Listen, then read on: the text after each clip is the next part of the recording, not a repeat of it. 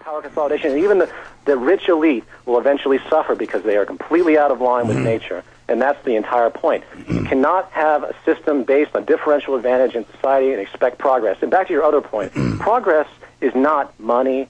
It's human creativity in science and technology. Everything you have, you owe to science and technology. Everything in your studio right now, the chair you're sitting on. Oh, that's the human mind. Of course it is, and that's the beauty of the human being. We have the ability to create something that the animal kingdom does not have, not to the extent that we... Well, B.F. Skinner said beyond good and evil, and then once you're beyond good and evil, then they say it's okay for them to do whatever they want. But you're not saying that. Say that again. Skinner and people talked about beyond good and evil. And then beyond good and evil. Yeah, so they can. Sure. So by any time we try to make a moral judgment, people say that's just religious, or well, hold on. I mean, I know Brahma cattle. Brahma cattle are very aggressive genetically. They're some of the most dangerous type of cows to have, and that is genetic. That's not trained into the Brahma cows. And we know. How do you know? Well, I mean, they've done all sorts of genetic studies, and I mean, a lot of aggression is genetic, and then it can be taken down or it can be jacked up. Sure, but I think you'll tend to find, though, there's a lot of discontinuous information, a lot of bad research that's gone into the geneticist ideologies. For example, the reason that these cattle might be violent has nothing to do with their genetics. It's the fact that they're born into this violent herd, and they condition those responses. This is the nature with all dogs. This is the nature, there's a cliche of Rottweilers being mean. This isn't true. It just happens to be that the people that get these Rottweilers do so with a specific intent, and the statistics support that they're conditioned aberrantly. I think that's a big part of it, but a lot of people have nice, sweet pit bulls and Rottweilers, and one day it bites their child's face off, so I don't understand that. We're going to skip this break, too. Look, in the limited time we have here, I really don't want to make this a fight, and I don't want to You're not acting like you, man. I'm really offended that you're yelling at me because I'm just presenting ideas. I was yelling excitedly here on air, and I want to try to go through some other areas of the film. I want to try to go through some other facets because I agree with you about how the monetary system's working. But are you saying that's basically any system that uses symbols to try to grease the skids of commerce? No, what I'm saying is that you're using a system of exchange that's based on scarcity, and you can't and based on differential advantage. Money is inherently a corrupt behavior-producing element. It can't be any other way because it's scarce. Just like everything in nature, this is why the animals behave the way they do in nature for food and what have you. You can't have a system of inherent scarcity and ever expect people to behave in any so-called ethical... So what do you propose to replace money? How is this metamorphosis? Well, this is exactly what we were talking about with the resource-based economy. Money doesn't exist. Money is not real. It never has been. Labor, 90% of the jobs people have today, and I'm talking about employment labor. I'm not talking about human interest in working. There's a big distinction there. I think you got that wrong in your argument. So how does this start? Where do we get the land? Who gives it? I mean, do you take somebody's land to give it to another group? Not. Okay. Of course not. You're jumping way ahead. You have to get the ideology down first, and then the communication will begin on a vast... But don't I need to know that if an ideology is going to work good, if I'm going to sign on to it, I need to war game it out historically and try to look at it? Or I just accept the ideology first and then hope it works? No, you don't accept the ideology first and hope it works. That's a faith-based ideology. What you have is intellectual analysis of the environmental conditions of the planet itself, and you begin to restructure society based on what we understand today. How do we restructure society? That isn't going to have a central well, first of all, the first thing that I think the natural progression would be to build the first city. As I said earlier, this is a technological development. We have to recognize that everything we have is owed to technology. It's owed to human creativity. So we can create things that relieve us of human labor. I point out this tendency, this clash we have with the labor system and human employment, labor system and automation, and this is extremely prevalent.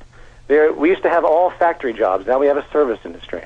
And the service industry is slowly being phased out as well. This isn't some plot of the New World Order. This is a natural element of technology replacing human labor. So rather than be fearful of this, we have to harness it, and we have to utilize technology for what its real gift is, and that's extensions of us to relieve us of different things that we do not want to do or don't need to do or are dangerous to do. And that is a central philosophical point in this arrangement. To build the first city would rely entirely on pure renewable energies, transportation that's completely clean, you know, it would cost more money. Hold on, here we go back to the full audience. Explain it to people. Here we go. Proudly presents The Alex Jones Show, because there's a war on for your mind. We're talking with Peter Joseph, the creator of Zeitgeist, and then he's now made Addendum. I would hope that some of the Zeitgeist viewers would check out my documentary films, because I know the society is engineered. It's stated it is called The Scientific Dictatorship. My film, Endgame, Blueprint for Global Enslavement, details just a small part with specifics of what they're doing, how they understand human progression, how they want to phase humans out of involvement with the machines, with the systems, whereas this could be an empowering thing, as Zeitgeist is talking about, and I actually agree with that in a lot of the film. They are using it as a way to say they don't need humans and that we're overpopulated and we're a scourge and we've got to just be gotten rid of. And that's been widely discussed and is being pushed by the leading transhumanists, not the whole movement, and the eugenicists, the crypto-eugenicists, and others. And I was asking the fellow we're talking to with his ideas and the Venus Project ideas how we would start. And I actually agree, it would be a model system, a town, a city, an area, to be a demonstration of the future and what we could move into. But then I would ask him the question, how do you stop the establishment from trying to move in and block its development, because they're trying to block anything that decentralizes power? Yeah, it's a very good question. That is not a simple answer.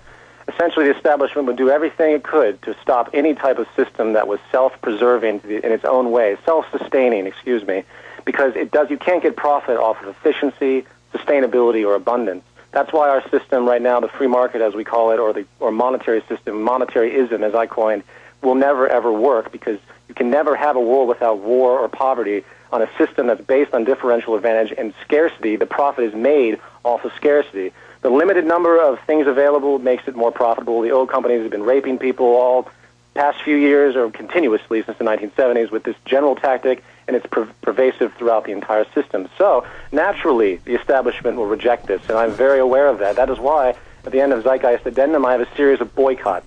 When the public begins to wake up to the reality of what's possible as a human species, away from all these ridiculous institutions that have no relevance to anything, then that's when the true awakening will occur. People will try to distort the system. They will try to bomb it, do whatever. Anything could happen, but it doesn't matter, because the system will prevail, because it's based on something true. Not money, not competition, but resources and creativity. But that's what the Great Leap Forward and the Cultural Revolution said they were going to do in China. Well, obviously it didn't work, and there's probably many good reasons for that, because China is a monetary system too. Look, that's why the world system has to change. That's why the human value system has to begin to understand what's going on. I'm not saying this is an easy thing to do. What I'm saying is that this is the next step. You have to have world unification intellectually to understand the planetary resources and what's capable on it. But see, then people won't unify, so what do you do about them? They're going to hold it back. Well, then they make that decision, and they sit in their world. You can have sadly enough, there's no perfect scenario here. Oh, there's no us against them? No, there's no us against them. If someone wants to do something else, they do it. No one's eradicated, as you belligerently put in your October 8th. This is a silly, silly notion. There's nothing. No, I was repeating. He was talking about classes. Everything would be eradicated. He's talking about the human value system adjusting and growing and adapting. That's what he's talking about. Well, hold on. Let's play that clip. That's let me play that clip. That's the clip we were playing last week, John. Which sounds very similar to the H.G. Wells stuff, but not the H.G. Wells clip. It was the clip number 10 is what it's called. Go ahead and play that. We're such an abominable, sick society that we won't make the history book. They just say that large nations took land from smaller nations, used force and violence. You'll get history talked about as corrupt behavior all the way along until the beginning of the civilized world. That's when all the nations work together. World unification, working toward common good for all human beings, and without anyone being subservient to anyone else, without social stratification, whether it be technical elitism or any other kind of elitism, eradicated from the face of the earth. The state does nothing because there is no state. There is no state. Okay, I don't think I was saying I heard similar things from the communist and the Fabian socialist. If you go back to your YouTube clip, you specifically project out to your audience that it's an eradication by guns to the head, and if you don't even try to deny it, Alex. No. What I'm saying is no. What I said is that that's what I said. I said over and over again in society, we hear all these ideas, similar things. I'm not saying it's the same, and I'm not saying there isn't a lot of value in what you're saying. I'm saying what happens in the process of getting there generally turns out pretty bad. Okay, well, that's an assumption that you assume, but has absolutely no relevance to what he's talking about. At the very end of this section, he's speaking idealistically. He's talking about the needs and the broad scheme. We are an incredibly sick society. Our value system... Ooh, sick? Like evil? Like evil? No, sick because we're misinformed. We have turbulent value systems. We have